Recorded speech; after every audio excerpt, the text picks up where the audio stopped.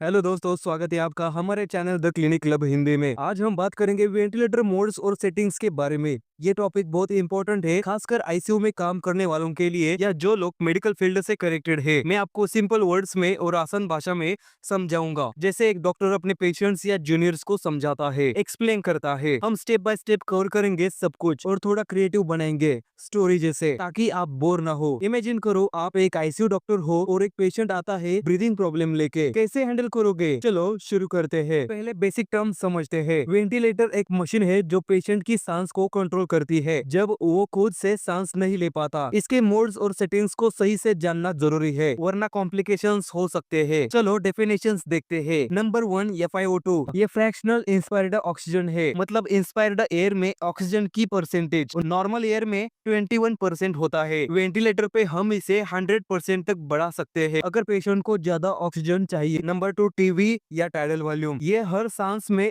Lungs में जाने वाली एयर की मात्रा है। नॉर्मल अडल्ट के लिए 6 से 8 ml पर केजी बॉडी वेट होती है। जैसे 50 केजी पेशेंट के लिए 300 से 400 ml। पीप या PEEP, positive and expiratory pressure. ये लंग्स को एंड में थोड़ा प्रेशर देता है ताकि वो कोलैप्स ना हो। मिनिमम 5 सेंटीमीटर H2O होता है और फाइब्रोज्ड लंग्स में ज्यादा चाहिए होता है। ऑटो पीप, ये एयर ट्रैपिंग है एल्वियोलाई में, एक्सपायरेशन के एंड में। इनकम्प्लीट एक्सपायरेशन से होता है और वेंटिलेटर को रिलीव करने के लिए टाइम देना पड़ता है। P plate, peak plateau pressure. Inspiratory phase में स्मॉल एयरवेज और एल्वियोलाई का प्रेशर नॉर्मल 25 से 30 सेंटीमीटर H2O। अगर ग्रेटर देन 30 तो ओवर डिस्टेंशन हो सकता है। अब इमेजिन करो एक इमरजेंसी सिचुएशन, पेशेंट बिल्कुल सांस नहीं ले रहा या नो इफेक्टिव ब्रीदिंग एफर्ट। ये सिचुएशन नंबर 1 है। इसमें वेंटिलेटर को CMV मोड पे रखते हैं, जो कंट्रोल्ड मैंडेटरी वेंटिलेशन है। वेंटिलेटर टोटली कंट्रोल करता है एवरीथिंग। हम सेट करते हैं रेस्पिरेटरी रेट यानी RR, टाइडल वॉल्यूम यानी TV और FiO2 1.0 या 100%। जैसे RR 12 to 15 breaths per minute, TV 6 to 8 ml पर kg। इससे पेशेंट स्टेबल होता है, लंग्स को रेस्ट मिलता है। अगली सिचुएशन, पेशेंट थोड़ा एफर्ट कर रहा है लेकिन वीक या इनसफिशिएंट। ये सिचुएशन नंबर 2 है। यहाँ वेंटिलेटर असिस्ट करता है। पेशेंट इंस्पिरेशन स्टार्ट करे तो वेंटिलेटर से टाइडल वॉल्यूम डिलीवर करता है, और अगर पेशेंट 5 to 6 सेकेंड्स में एफर्ट नहीं करता तो वेंटिलेटर खुद ट्रिगर हो जाता है। इससे पेशेंट कंफर्टेबल फील करता है, जैसे एक दोस्त की मदद। अब जब पेशेंट इंप्रूव हो रहा है और वियरिंग ऑफ वेंटिलेटर की बात आती है, ये सिचुएशन नंबर 3 है। इसमें 3 स्टेप्स है। 3A situation, SIMV mode, synchronise the intermittent mandatory ventilation. हम RR और TV सेट करते हैं मैंडेटरी ब्रीथ्स के लिए, लेकिन पेशेंट खुद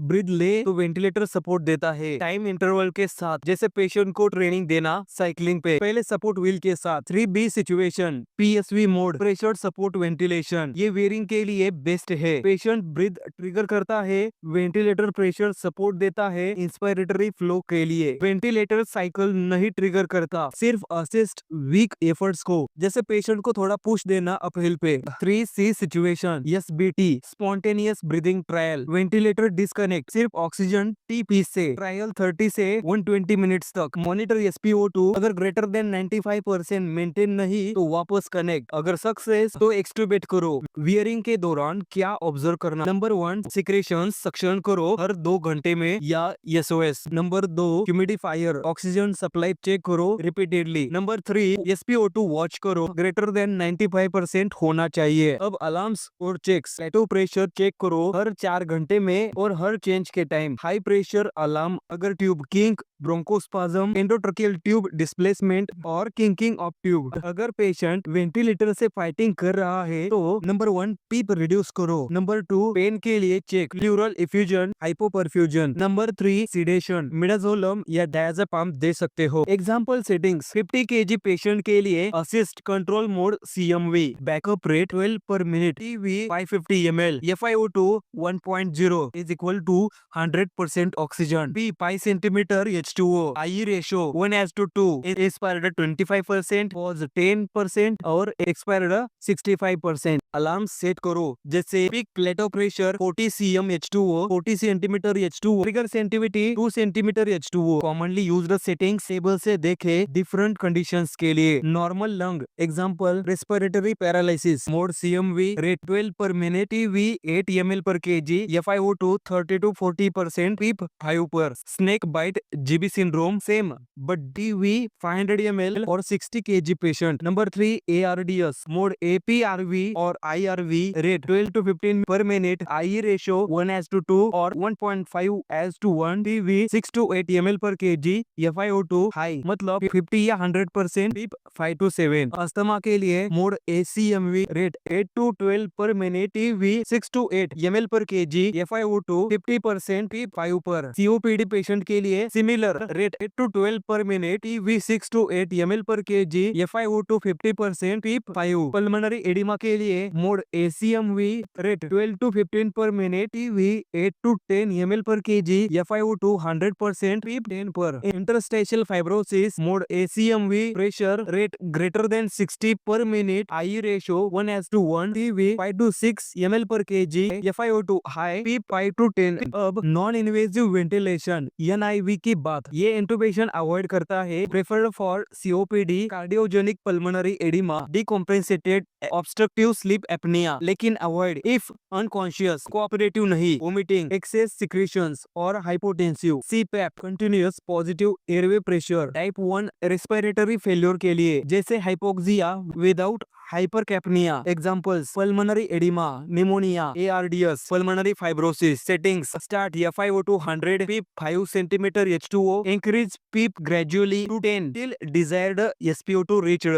BiPAP bilevel positive airway pressure type 2 respiratory failure के लिए with CO2 retention, hypoventilation. Examples COPD, asthma, muscular dystrophy, Guillain Barre pneumothorax. Settings start IPAP 15, EPAP 5, increase IPAP gradually to 20 after 1 hour, repeat ABG if pH greater than 7.3 and PaCO2 less than 25, continue NIV if not और patient NIV tolerate नहीं कर पाता तो इंटूबेट और ventilator support. Oxygenation control कैसे करें? SpO2 greater than 88% achieve करने के लिए FiO2 बढ़ाओ 0.3 से 1.0, 30% टू 100%। एटमॉस्फेरिक FiO2 21% है। पीप 5 से 10 से 20 cm H2O तक। पीप लेट चेक हर 4 घंटे में। If greater than 30 cm H2O, TV increased by 1 ml per kg but not less than 4 ml per kg. If less than 25 cm H2O, TV increases by 1 ml per kg.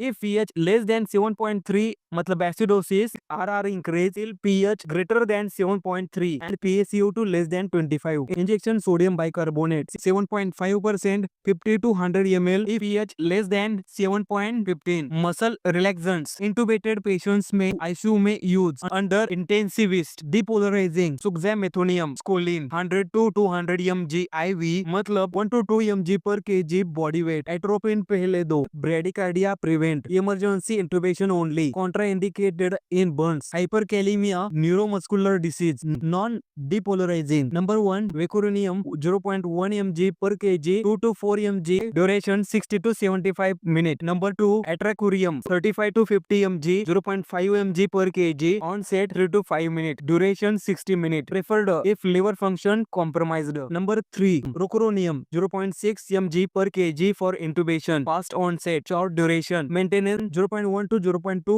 mg per kg। Number 4 pancuronium 0.1 mg per kg then 0.5 mg per kg for maintenance. ये सब points cover किए। अब याद रखना हर patient different होता है, settings doctor के हिसाब से एडजस्ट करो। दोस्तों उम्मीद है ये वीडियो आपको पसंद आया। अगर हाँ तो वीडियो को लाइक करो, दोस्तों के साथ शेयर करो और the clinic club Hindi channel को सब्सक्राइब जरूर कर लेना। मिलते हैं नेक्स्ट वीडियो में, तब तक के लिए बाय।